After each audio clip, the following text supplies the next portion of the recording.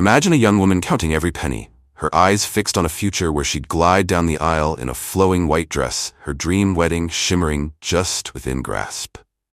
That was me, Alara Voss, a 28-year-old graphic designer with a heart woven from threads of hope and quiet determination. Since I was 22, I'd been funneling money into a savings account, a precious fund my parents had sworn to protect for the day I'd say my vows. It wasn't just cash, it was the endless nights I spent hunched over my laptop, freelancing until my vision blurred, the coffee runs I skipped to save a few bucks, the small joys I traded for a bigger promise. Every dollar was a stitch in a tapestry of love I was crafting with Jace, my fiancé, a man who'd stood by me through every storm. I trusted my parents with it all, my mom's warm smiles and my dad's firm handshake sealing a pact I never thought they'd break. But then, like a thunderclap on a clear day, they shattered everything. They took all $15,000 of my wedding fund and poured it into my twin sister Seraphina's extravagant 25th birthday party, a spectacle of excess that left me reeling. I didn't see it coming. One night, I was scrolling through Seraphina's Instagram, expecting the usual selfies, when I stumbled into a gallery of opulence, a sprawling rented villa, a live band filling the air with music, a cake so grand it could have been a centerpiece at a royal feast. Her captions gloated about the night of a lifetime, and my stomach twisted as I pieced it together. That was my money, my years of sacrifice, splashed across her feed like a victory lap. I drove to my parents' house the next morning, my hands trembling on the wheel, my mind racing with disbelief. When I confronted them, their excuses were thin as air. My mom fidgeted, her eyes darting to the floor, muttering, "We thought you'd be fine with it, Alara." My dad crossed his arms, his voice gruff as he said, "Seraphina needed a boost more than you did." Needed it? She'd always been the favored one, the twin who got the louder cheers, the bigger slice of attention, while I faded into the background, the reliable one who never complained. This wasn't just a misstep, it was a betrayal that clawed at my core, leaving me hollow. I didn't cry or shout in that moment, a cold resolve settled over me instead, a steel I didn't know I had. I looked at them, my voice steady as I said, "That's it, we're done." No more family dinners where I'd force a smile, no more calls to check in, no more pretending their love was equal. Walking away wasn't about the $15,000 anymore. It was about reclaiming the dignity they'd stripped from me, year after year, as I watched Seraphina shine in a spotlight they'd built for her alone. That night, Jace found me curled on our couch, staring at nothing. He didn't ask questions, just pulled me into his arms, letting my silent tears soak his shirt. "We'll make it without them," he whispered, his breath warm against my hair, and I clung to that promise like a lifeline. For 2 years, I held firm, ignoring their texts, deleting their voicemails, pouring myself into work and a new savings plan with Jace. A promotion came my way, our little apartment became a fortress of our own making, and I thought I'd buried the hurt deep enough to forget. But then they showed up, unannounced, standing at my door like phantoms from a life I'd left behind. My mom's face was etched with worry, her hands clasped tight, while my dad's eyes carried a heaviness I hadn't seen before. "We need to talk," my mom said, her voice cracking, and my dad nodded, a silent plea in his stance. I wanted to shut them out, to lock away the past they dragged with them, but my feet betrayed me, stepping aside to let them in. They sat on my couch, the same one where I'd mourned their last betrayal, and their words hit like a tidal wave. Seraphina was in trouble, desperate trouble, and they needed my help to save her. The room spun as the old wounds tore open, raw and bleeding, and I stood there, caught between the family I'd lost and the life I'd fought to keep. They'd taken everything once before, and now they were back, asking for more. As if the scars they'd left weren't still aching. Their presence in my living room felt like an invasion, a breach of the walls I'd spent 2 years fortifying. My mom perched on the edge of the couch, her fingers twisting that familiar tissue into knots, her eyes swollen from tears she'd shed before arriving. My dad stood by the window, his broad frame hunched, staring out at nothing, as if the answers lay beyond the glass. I leaned against the wall, arms crossed tight, trying to hold myself together as the air grew thick with tension. I'd built a life without them, a steady rhythm with Jace, a job that rewarded my grit, a savings account that promised a future. Yet here they were, my parents, the ones who'd gutted me with their betrayal, looking at me like I was their savior. My mom's voice broke the silence, trembling as she said, "Seraphina's in trouble, Alara, real trouble." My dad turned, his face shadowed with exhaustion, and added, "We need you. She needs you." Then came the blow. They wanted $20,000 to pull her out of a mess she'd made, and my breath caught, sharp and painful, in my throat. Seraphina had always been a whirlwind, a force of nature that swept through life, leaving chaos in her wake. While I toiled away, scraping by to rebuild after they'd taken my wedding fund, she danced through her days, chasing thrills and dodging consequences. This time, she'd fallen hard, sucked into a scam that promised quick riches and delivered nothing but debt.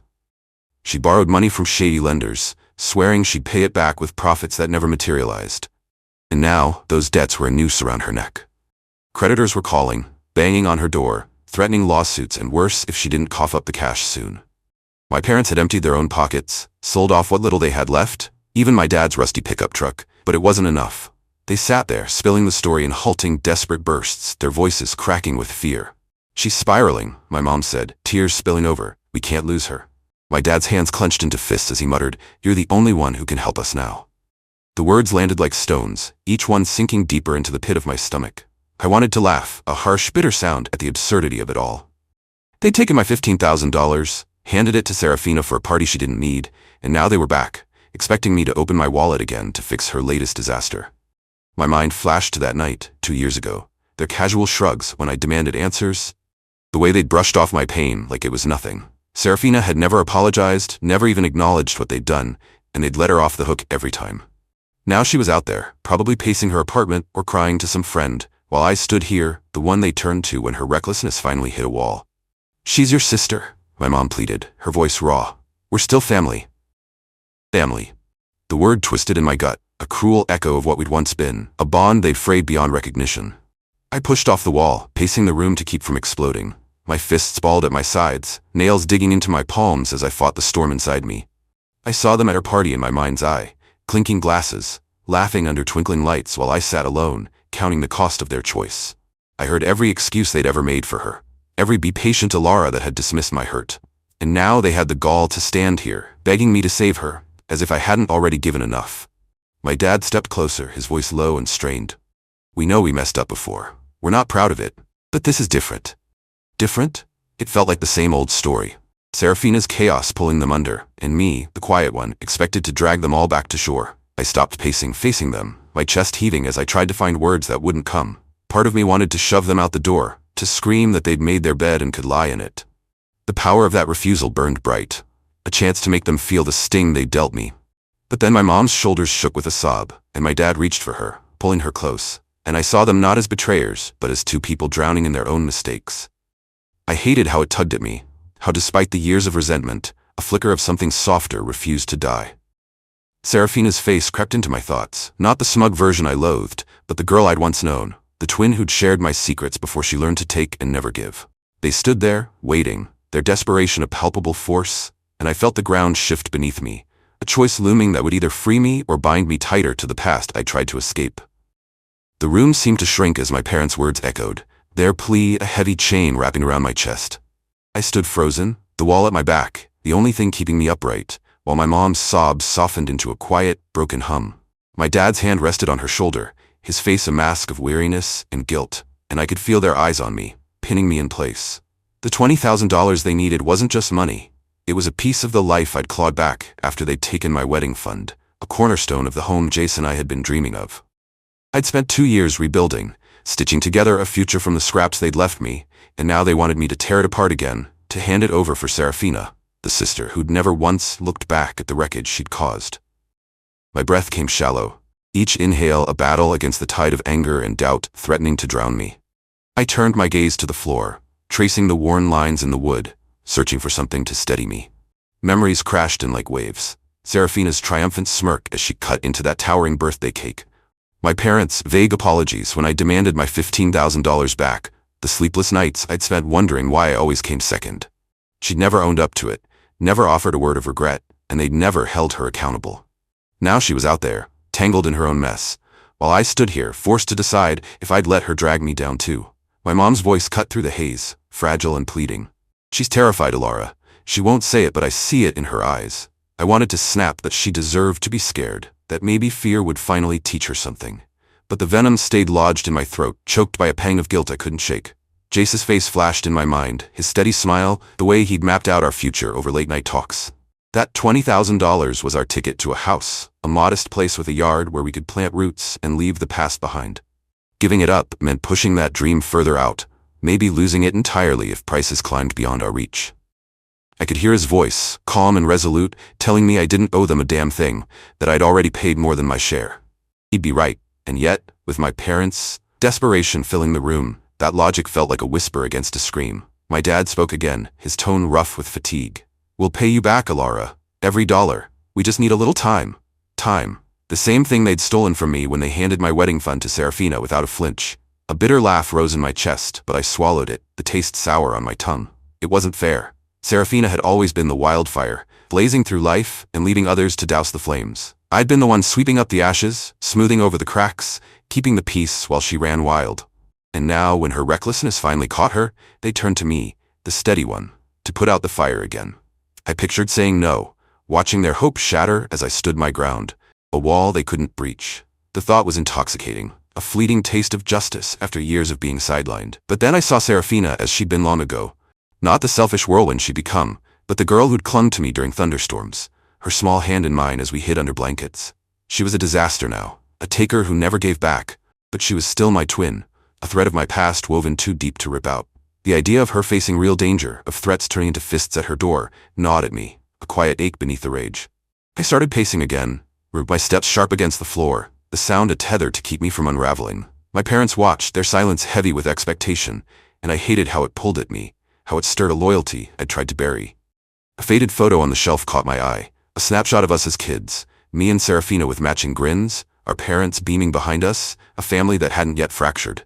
That version of us was long gone, eroded by choices and favoritism, but its ghost lingered, whispering questions I couldn't dodge.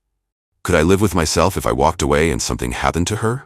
Could I stomach giving in and losing the life I'd fought for with Jace? The choice loomed like a storm on the horizon, dark and inevitable. I stopped, facing them, my hands trembling at my sides, and felt the weight of it settle into my bones. The decision I couldn't outrun. The tension in the room coiled tighter, a live wire sparking between us as my parents' desperate gazes bore into me. My pacing stopped, leaving me stranded in the middle of the floor, my heart hammering so loud I could feel it in my ears. My mom's tissue was a shredded mess in her hands, her face a map of worry and exhaustion, while my dad stood like a statue, his eyes locked on me with a mix of hope and shame. The $20,000 they were asking for hung over us, a demand that threatened to unravel everything I'd built with Jace, everything I'd salvaged after they'd taken my $15,000 wedding fund 2 years ago.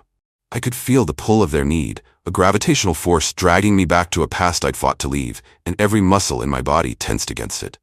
They'd broken me once, left me to pick up the pieces, and now they stood here, expecting me to bleed for them again. I closed my eyes for a moment, trying to block out their faces, but the images came anyway. Seraphina twirling at her party, carefree and radiant, my parents' laughter ringing in the background while I sat alone counting the cost. Their voices from that confrontation echoed in my skull, weak excuses about her needing it more, as if my dreams were disposable. Now she was in over her head, drowning in debt from her own foolishness. And they wanted me to throw her a rope made of my future. My mom stepped closer, her voice a fragile thread. "Alara, we've got nowhere else to turn. She's our baby too, our baby." The words twisted, a reminder of how they'd always seen her, the fragile star they cradled while I was left to fend for myself. My dad's gravelly tone followed. "You're the strong one. You can handle this." Handle it? I'd been handling their messes my whole life, and the resentment flared hot and bright. But then I opened my eyes, and the sight of them hit me anew. My mom looked smaller, her shoulders hunched as if the weight of Seraphina's chaos had shrunk her, and my dad's hand trembled slightly as he steadied her. They weren't the cold betrayers I'd painted in my anger. They were just two people, scared and out of their depth, grasping for a lifeline.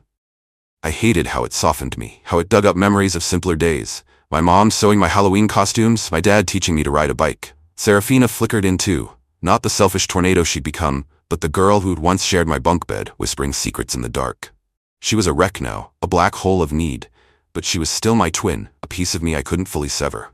The thought of her alone, facing threats I couldn't imagine, clawed at me, a quiet dread that warred with my fury. I took a step back, my breath ragged, and ran a hand through my hair, tugging at the roots as if the pain could clear my head. Jace's voice echoed in my mind, steady and sure. "You don't owe them anything." He'd be furious if he knew I was even considering this, but he wasn't here, and the decision was mine alone. The $20,000 was our dream, our house, our fresh start, and giving it up felt like betraying him, betraying us.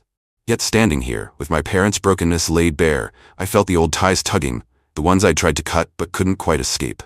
I stopped, my hands dropping to my sides, and the words came before I could stop them. "I'll do it," I said, my voice low and hard. "But this is the end, no more." My mom gasped, a sob of relief breaking free while my dad's head bowed, gratitude and defeat warring in his stance. I didn't wait for their thanks. I crossed to my desk, yanked open my laptop, and pulled up the bank account with hands that wouldn't stop shaking. Each click was a stab, the $20,000 draining away, a chunk of my life with Jace dissolving into Seraphina's abyss. I kept my back to them, unable to face their relief, their guilt, whatever it was they felt. When the transfer cleared, I snapped the laptop shut and turned, my expression a wall. "It's done," I said, my tone clipped. "Tell her it's gone, and don't come back for more." My mom started to speak, her lips forming words I didn't want to hear, but I cut her off with a shake of my head. "Leave, now." They hesitated, then moved to the door, their steps slow and heavy, like they were carrying the wreckage of us with them. The lock clicked shut, and I collapsed onto the couch, my body trembling as the reality crashed in. I'd done it. I'd saved her, or at least bought her time, but it didn't feel like a win. It felt like a fracture, a piece of me splintered off and lost.